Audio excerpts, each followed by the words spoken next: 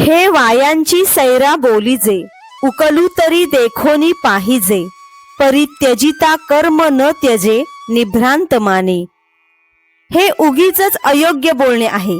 साधकाने याचा नीट विचार करून पाहिले तर कर्म जरी टाकले असले तरी ते टाकले जात नाही, हे तू निश्चितपणे समज.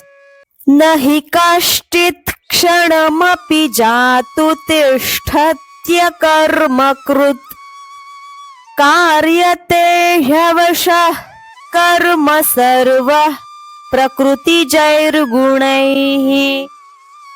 कारण कोणीही पुरुष केव्हाही क्षणभर देखील कर्म केल्याशिवाय राहू शकत नाही.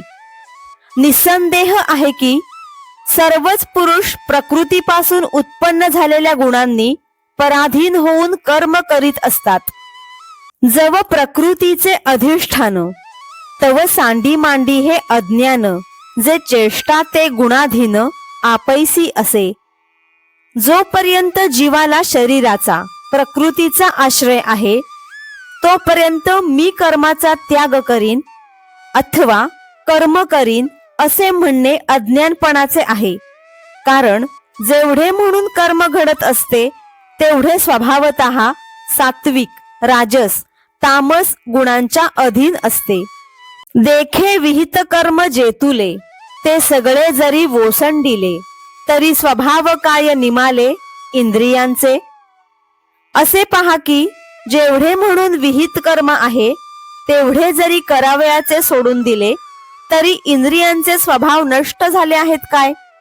सांगे श्रवणी ऐकावे ठेले, की नेत्रींचे तेज गेले, हे नासारंध्र बुझाले परिमळू नेघे. कर्माचा त्याग केला म्हणजे कानांचे ऐकणे बंद झाले का, डोळ्यांची रूप पाहण्याची दृष्टी गेली का, अथवा नाकपुड्या बुझून वास येईनासा झाला, असे कधी होते का सांग.